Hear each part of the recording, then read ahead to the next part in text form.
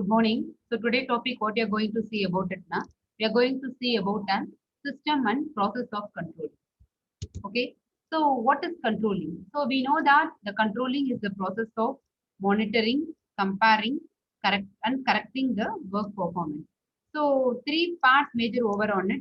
So thing is to be that we'll have a monitoring, comparing, and correcting. Okay. So why controlling is important? Actually, controlling is the one way that managers know whether organizational goals are being met and if not. The reason is why. Okay. So when you are saying up over that, so the process of controls are, so we know that setting standards for performance, we have to measure the actual performance, and then we have to take a remedial action for the error thing. Okay. Setting standards. So the standards should be set in a manner that allows them to be a manner that allows them to be a compared with the actual performance, right? Okay, the standard should be set in a manner that allows them to be a compared with the actual performance. Okay, then measuring actual performance. So an organization must decide what to measure, when to measure, how frequently to measure. So everything that has to be taken over on it. So what are the managerial actions in the design process? So the first thing we have to find out the objective of an organization. So that objective has to be standardized. Then after that, we have to measure the actual performance. Okay. So this standardized objective and the actual performance has to do the comparison with the standard. There is a measure, actual performance has to compare with the standard performance, standard objective. Okay. So is the standard being attained? So if it is attained, na, so don't want to do anything else. So then it will be going back to the process. So it is so the process will be continuing again. Okay. Suppose if the standard process is not being attained, so what will happen? So we have to accept the variance. So is the variance is acceptable? So if it is S abdina, so it is, so don't want to do anything. But in the same case, so no in the sense, then we have to accept the standable abdina. So yes, so what is the, we have to identify the cost for the variation and we have to do the correct performance and then again we have to go. So if the standard is not acceptable abdina, then we have to make the corrections in the standard objective. Then that has to be implemented in the thing. So this is the cyclic which is given in the managerial decision in the control process. So in the sense, so what you are saying over it, so the first thing we have to define the objective. So the objective has to be a standard performance. That then standard performance has to be given for the actual performance. So then that has to be compared with the actual performance with the standard. So if the standard being attained abdina, so the no don't do anything else, not attained abdina. So if the variance is acceptable, so if the variance is acceptable, yes, na, then don't want to do again. No, na, then we have to go for the standard acceptable. If it is yes, abdina, we have to identify the cause of variation and we have to make the correct performance. If it is no, then we have to do the revised standard. What are the critical control points, standards, and benchmarking? So it is to be a simple observation, simple control through observations over there. So when you are doing a large scale operation, so we'll have a complex to observe and control. So actually we'll have a careful selection of critical points or for measurement. So principles of critical point control.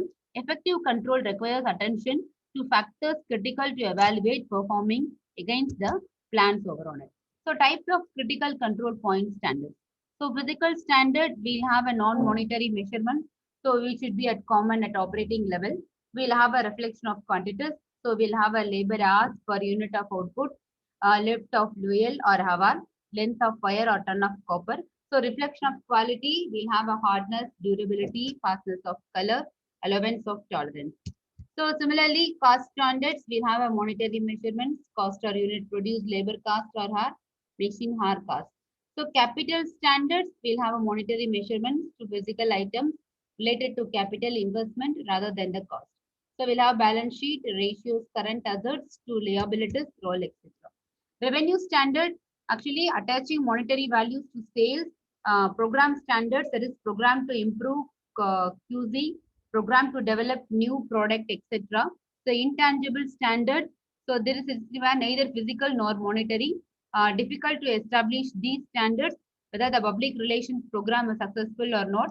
or supervisor loyal to the CEO. Typical critical control point standards, goals as standards. In modern management, verifiable goals can be used as standards. Both quantitative and qualitative goals can be measured. Strategic plan as control, systematic monitoring of strategic control points, modifying strategies based on this evaluation. So an approach for setting goals and productivity measures based on best industry practices. So widely accepted concept and technique, three types of benchmarking we'll have over on it. We'll have a strategic benchmarking, operational benchmarking, and management benchmarking. So whereas in the case of feedback control, feedback refers to the process of adjusting future actions on the basis of information about the past performance. So we have to measure the actual performance. We have to compare with the past performance. So many systems controls through information feedback, which shows deviation from standards and initiates changes. So the following chart, which depicts the feedback process involved in a management control, which gives an idea of the feedback system. So desired performance, so that has to be compared with the actual performance. So then again, we'll be doing of the measurement of actual performance. Then the comparison of actual performance against standards. So identification of deviation. If there is any analysis of causes of deviation, program of corrective actions, then implementation of actions. So this is the process which will be doing in the case of an feedback control. So already said is that desired, then actual, then the measurement of actual, comparison of actual with the standard, then identification of deviations and analysis, then the corrective action, then the implementation. So real-time information and control. So when you're saying about a real-time information is what is happening while it is happening. So in today's world, so we know that the computers from an electronic gathering, transmission and storage of data is the development of systems of real-time information. So when you're saying about the following advantages, so it has the ability to make immediate production adjustments. It will compare the data with the standards and to identify deviation. It allows faster decision making. Whereas in the case of an feed-forward control, the most desirable type of control is a feed-forward control, which prevents problems because it takes place before the actual activity. The key to feed-forward control is taking managerial action before a problem occurs. That way, problems can be prevented rather than having to uh, correct them after any damage, quality products, lost customers, lost revenue has already been done. So feed forward versus feedback. So simple feedback systems measure output of a process and feed into the system or the inputs of a system corrective action to obtain the their output. For most management problems, due to the time lag, this process becomes unfavorable. Feed forward systems monitors inputs into a process as to ascertain whether they are as planned. So this is the process. See over that. So we'll have a input, process, output. So the thing is to be that we have to take a feed forward the process. Then it is feedback to the input. Similarly, from the feedback, we have to given for the input. Then we have to get the feedback from the process, right? Okay. So the thing has to be that. So this is the diagram which shows about Fourier carry out over on it. Okay. Then the next thing when you are saying about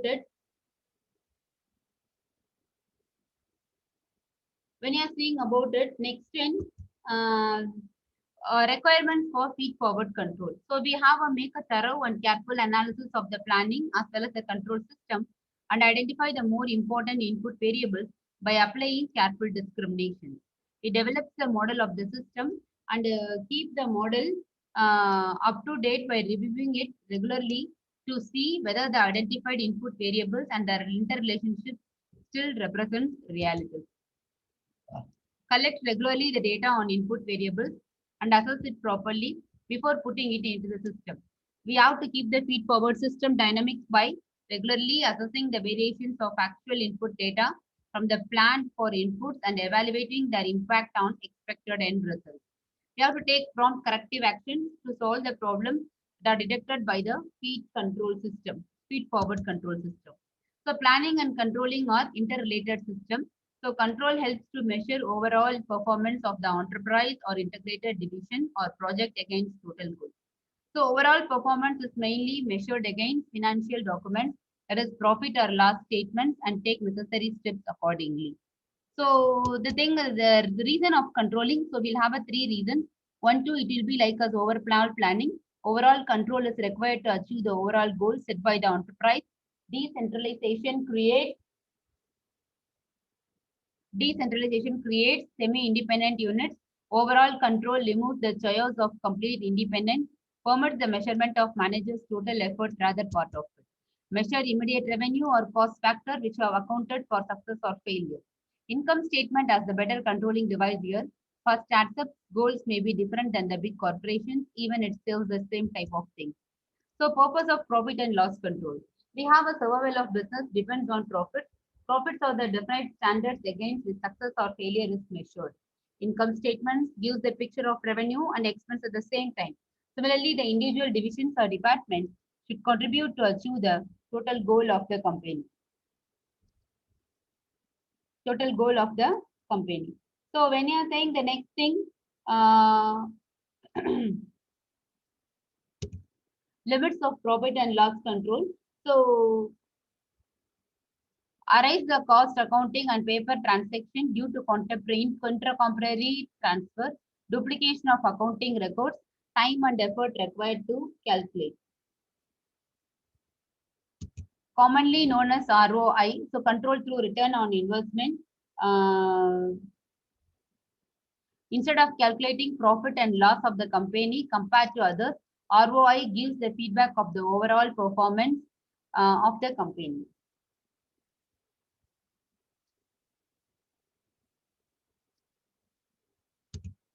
So management audit and company. So when you are saying over here, management audit and company. So one of the significant role of the audit firm is about that they can act as the consultancy firm or court committee.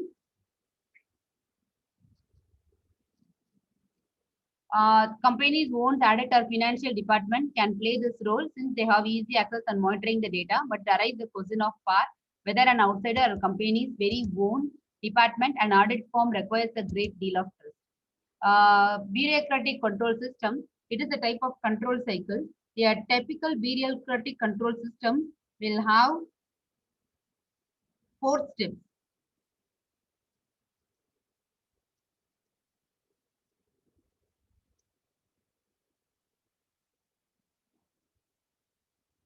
So when you are saying up over there, we'll have a certain performance standard, measuring performance, and then we have to take a comparing performance against the standard and determining deviation, taking corrective actions over on it. So bureaucratic control, top level managers in bureaucratic organizational structures exercise a great deal of control. The strategic decision making time can be a shorter as less individuals are involved in the process, ensures that work is consistently completed efficiently and effectively. So when you're having a disadvantages, it can discourage creativity and innovation throughout the organization. Frontline employees may receive less satisfaction from their jobs in a rigidly bureaucratic organization. Employee turnover rates are high. So clan control, the role of empowerment and culture. That is clan control, which involves creating relationships built on mutual respect and encouraging each individual to take responsibility for his or her action. Employees work within a guiding framework of values and they are expected to use good judgment. The emphasis in an empowered organization is on satisfying customers, not on pleasing the boss. Cleaning control takes a long time to develop as even a eager time to complete over on it. So advantages, the employee with common beliefs, goals, or even demographic characteristics make limited effort easier. Emphasis on reaching common agreement on important decisions. Clan culture is open, friendly, and arguably more appreciative of its employees. And then disadvantages will have a lack of diversity. Employees may be hesitant to voice dissenting opinions or to fight for an unpopular idea. Lack of a clearly defined chain of command causes problems in crucial situations. What are the requirements of effective controls? So we'll have a tailoring controls to plan and position, tailoring controls to individual and managers, designing controls to point up exceptions at critical points, seeking objectivity of control, ensuring flexibility of control, fitting the control system to the organization. Requirements of effective control, achieving economy of control, establishing controls that led to correct action, strategic placement, information quality, quick action. So by that, the defined controls are to be yet to be over. Okay. The remaining thing that we can see in the next class.